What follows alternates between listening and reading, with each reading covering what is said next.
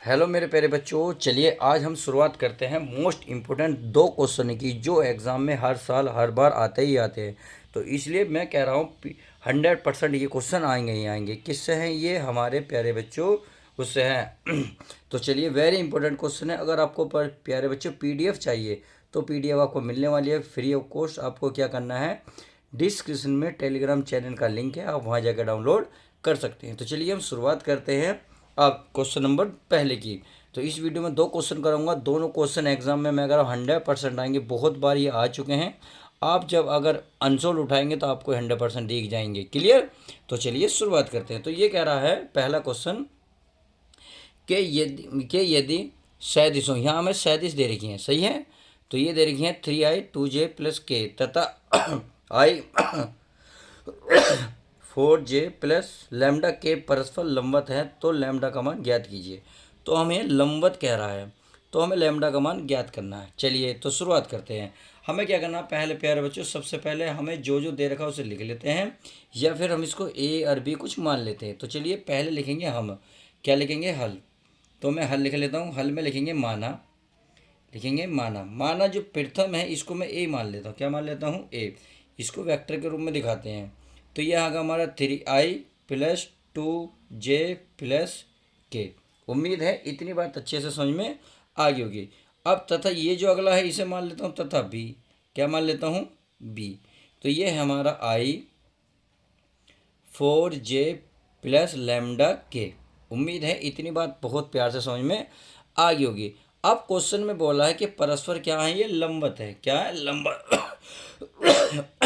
कौन? ये दोनों, अर्थात ए और बी। तो हम लिखेंगे यदि ए और बी परस्पर लंबवत है तो यहाँ लिख लेता हूँ मैं, यदि वेक्टर ए तथा वेक्टर बी क्या है, ये परस्पर प्यारे बच्चों ये लंबवत हैं। तो चलिए लंबवत भी लिख लेते हैं।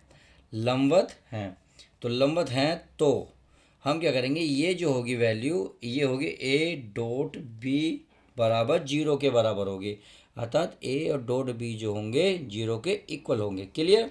अब ए का मान आपके पास है, बी का मान भी आपके पास है, इक्वल रख लेते हैं बराबर 0 के। तो ए की वैल्यू हमारे पास 3i+2j+k। इतनी बात समझ में आ गई। डॉट है तो डॉट इंटू बी। बी का मान आपके पास i4j+λk बराबर क्या है? 0। उम्मीद है ये बात अच्छे से समझ में आ रही होगी। अब क्या करेंगे, इनकी मल्टीप्लाई करेंगे। तो आपको पता है आई की आई में करेंगे, जे की जे में करेंगे, के की के में करेंगे। अब इनके साथ जो मैथ के अंक है उनकी तो इनके साथ होगी होगी, अर्थात 3i की आई में करोगे तो केवल आएगा 3। आई बन जाएगा 1। क्या बन जाएगा? 1। अब आ गए 2j की माइनस में, तो माइनस आ जाएगा 2 × 4। जे की जे में करोगे तो हो जाएगा 1। सही है। अब के की लैम्डा में करोगे तो प्लस का लैम्डा, और के में करोगे तो 1 होगा। 0 हमारा चल ही रहा है। तो आपने देखा 3 ही कम 3, तो ये हो गया 4 दूनी 8, और प्लस का लैम्डा बराबर क्या बन गया? 0। क्या बन गया? 0। उम्मीद है इतनी बात समझ में आ गई होगी। तो देखिए 8 में से जब आप 3 घटाओगे तो माइनस का कितना बचेगा? 5, और प्लस का लैम्डा बराबर 0।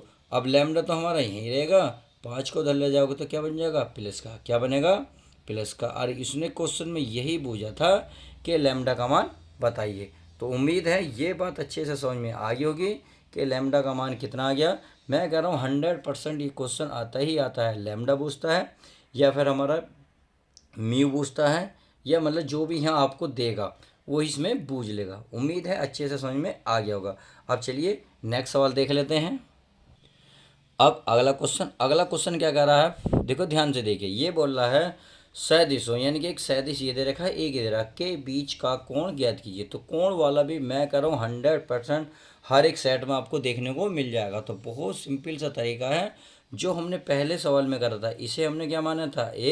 वेक्टर ए माना था। इसको क्या माना था? वेक्टर बी माना था। तब उनके बीच का कोण ज्ञात करना। तो पहला वही काम करेंगे, मानने वाला। क्या करेंगे पहले बच्चों? मानना। तो पहले लिखेंगे हल। हल में लिखेंगे माना। क्या लिखोगे? माना। इसे मानोगे ए, यानी कि वेक्टर ए बराबर आप लिखोगे -के 2i प्लस जे प्लस का 3k। तथा इसे मैं क्या मान लेता हूँ, बी, इसे मान लेता हूँ मैं बी। तो ये हो गया 3i माइनस 2j प्लस का k। इतनी बात आई होप समझ में आ गई होगी। अब कह रहा है का बीच का कोण हमें बताना है, तो मान लेते हैं तो ए तथा बी के बीच का कोण थीटा है। माना क्या लिखेंगे, माना वेक्टर ए तथा वेक्टर बी के बीच का कोण क्या मान लेते हैं, मान लेते हैं थीटा है। तब हमें पता है जो इसका फॉर्मूला होता है ये होता है कोस थीटा बराबर ए डॉट बी, सही है। और बटे में होता है इनका मोड, यानी कि इन दोनों का, यानी कि ए का मोड और ये बी का मोड। उम्मीद है ये बात अच्छे से समझ में आ गई होगी। तो हमें ए डॉट बी भी चाहिए और इनका मोड भी चाहिए। चाहो तो आप अलग निकाल लो, चाहो तो इसमें रख लो। तो देखिए इसमें ही मैं रख लेता हूँ। कैसे, तो चलिए पहले मैं यहीं कर लेता हूँ, फिर हम आगे बाद में करेंगे। ए की वैल्यू कितनी है, माइनस का 2i, ये क्या प्लस का जे और प्लस का कितना 3k। इतनी बात समझ में आ गई। डॉट इंटू बी का मान कितना है 3i, फिर कितना है प्यारे बच्चों माइनस का 2j प्लस का कितना है k। चलिए इतनी बात समझ में आ गई। बटे में है ए का मोड का मतलब है जो ए के जो मान है उसके आई जे की गुणा में जो होंगे उसका वर्ग, अर्थात माइनस आई की गुणा में कितना -2, तो -2 का वर्ग प्लस जे की गुणा में कुछ नहीं है तो 1 होगा, तो 1 का क्या हो जाएगा वर्ग इंटू के की गुणा में कितना 3, तो 3 का वर्ग। बस ऐसे ही इसका कर देना है। बी यानी कि आई की गुणा में कितना 3 का वर्ग, इसे -2 का वर्ग और प्लस 1 का वर्ग। हमारा क्या चल रहा है, हमारा चल रहा है कोस थीटा। अब देखिए इसकी वैल्यू निकाल लेते हैं। तो अभी इनकी गुणा बताई थी, आई की आई में होगी, जे की के की के में। तो 2i की 3i में करोगे तो 3 दूनी कितने हो जाएंगे -6। ये तुम्हें पता ही है। आई आपका 1 हो जाएगा। अब जे की जे में करते हैं तो -2 की 1 में करेंगे तो माइनस का 2, 3 की के में करेंगे तो प्लस का 3, सही है।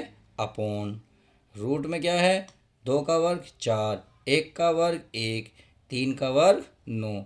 अब ऐसे इधर आ जाओ, 3 का वर्ग 9, 2 का वर्ग 4, 1 का वर्ग 1। अब चलिए आगे चल लेते हैं। आगे हमारा क्या कोस थीटा ऐसे ही चलता रहेगा। तो चलिए ये भी कोस थीटा ऐसे ही चलने दो, कोई दिक्कत नहीं।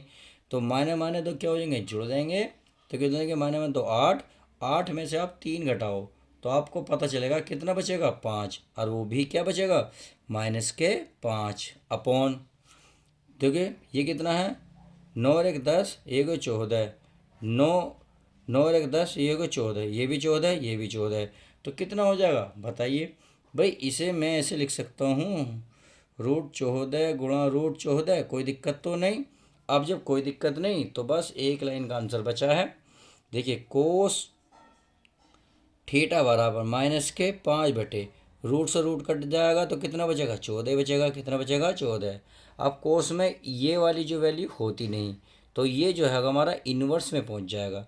तो थीटा बराबर बन जाएगा कोस इन्वर्स -5 बटे 14, और यही इसका फाइनल आंसर हो जाएगा। उम्मीद है ये भी बहुत अच्छे से समझ में आ गया होगा। तो चलिए अब मैं एक सवाल आपको घर के लिए देता हूँ। तो चलिए एक घर आप करके ज़रूर दिखाएंगे।